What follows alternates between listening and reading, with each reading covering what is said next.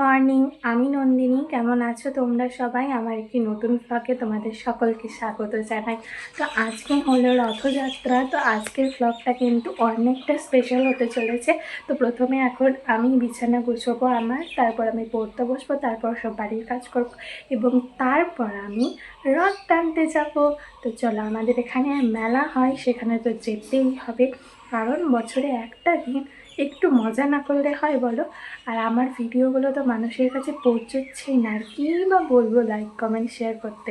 যাই হোক, তোমরা তোমাদের কাছে যদি পৌঁছে থাকে একটু লাইক, একটু কমেন্ট আর একটু সাবস্ক্রাইব করে দিও প্লিজ। তো চলো শুরু করি। তো সকাল সকাল উঠেই কিন্তু আমি আমার কাজে লেগে গিয়েছিলাম, আর আজকে কিন্তু কাজের জোশটা আলাদাই ছিল। তাই কাজ টাজ করে স্নান টান করে চলে গেছিলাম দোকানে। অনেক দিন ধরে কিছু খাচ্ছি না বাইরে, তাই ভাবলাম আজকে একটু খাওয়াই যায়। সেভাবে আর ওজন বাড়বেই বা কি, খাই তো না বাইরের কিছু সেভাবে। তো তাই একটা চিপসের প্যাকেট কিনে আনলাম এবং খেলাম। লেজের প্যাকেটে দেখো কইটুকু লেজ, 5 টাকার প্যাকেটে এতটুকু লেজ। হাওয়া বেশি, মানুষ কি হাওয়া খাবে? মানে আজব সব কিছু। এখন এটা খেতে খেতে আমি করবো এডিটিং। তো চলো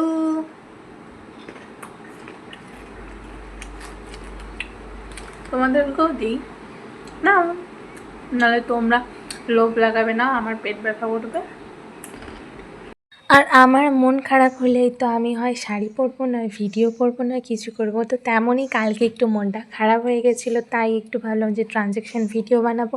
সেটাও ট্রাই করতে গিয়ে সেটাও ভালো করে হয়নি। তো ঠিক আছে, না হতেই পারে, একটু আধটু এগুলো হয়। তো এখন আমি রেডি হব, এখন একটু পর যাবো আমরা মেলায়। তো চলো রেডি হয়ে নিই। আর রেডিটা গেট রেডি উইথ পর আমি রেডি হয়ে নিলাম। একটা কুর্তি আর জিন্স পরেছিলাম, আর সেভাবে কিছু নয়, কাছেই মেলা, খুব দূরে নয়। তো চলে গেছিলাম, কিন্তু টোটোতে যেতে হবে। তো চলো, টোটোর জন্য প্রায় 15 থেকে 30 মিনিট দাঁড়াতে হয়েছিল, আর বাসের জন্যই দাঁড়িয়েছিলাম, বাস আসছিল না। আর আজকে টোটোর ভাড়া আমি শুনে অবাক, যেখানে আমাদের যেতে 15 টাকা সেখানে ওনারা চাচ্ছিল 30 টাকা, মানে দ্বিগুণ ভাড়া। তাও টোটোতে করেই গেলাম। লাস্ট পর্যন্ত কাকাকে 15 টাকাই আমি দিয়েছি, কারণ কেন দিব ভাড়া বেশি। তো যাই হোক, তাও ভাড়া আমাদের আসা যাওয়ার 80 টাকাই খরচ হয়েছে। আর এখানে চুলগুলো আমার যেভাবে উঠছিল, আর এখানে খুব সুন্দর একটা মেয়ে গোপী ড্রেস পরেছিল, আমারও আছে, আমারও মনে হচ্ছিল পরে আসতে পারতাম।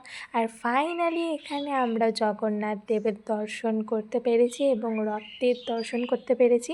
আচ্ছা, তোমরা বলো তো জগন্নাথ দেবের রথে কটা চাকা থাকে আর রথের নাম কি? যে বলতে পারবে তার পরের ব্লগে আমি তার নাম নেব। তো চলো, এখানে রথে প্রসাদ নিয়ে আমরা প্রণাম করেছিলাম, প্রণাম করে মেলার ভেতরে গেলাম।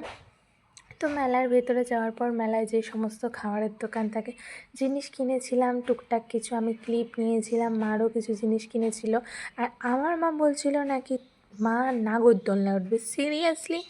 সেখানে 50 টাকা টিকিট দিয়ে কেউ নাগরদোলনায় ওঠে? আমি তো উঠবই না। তো তারপর এসে এখানে আমরা খেয়ে নিচ্ছিলাম ভেলপুরি। মা খেতে চাইলো, তার জন্য ভেলপুরি খেয়েছিলাম, আর আমি এক্সট্রা করে একটা রোল খেয়েছিলাম। তারপর বাড়ি আসলাম এবং মেলা গেছি, জিলিপি না আনলে হয়। টাটা।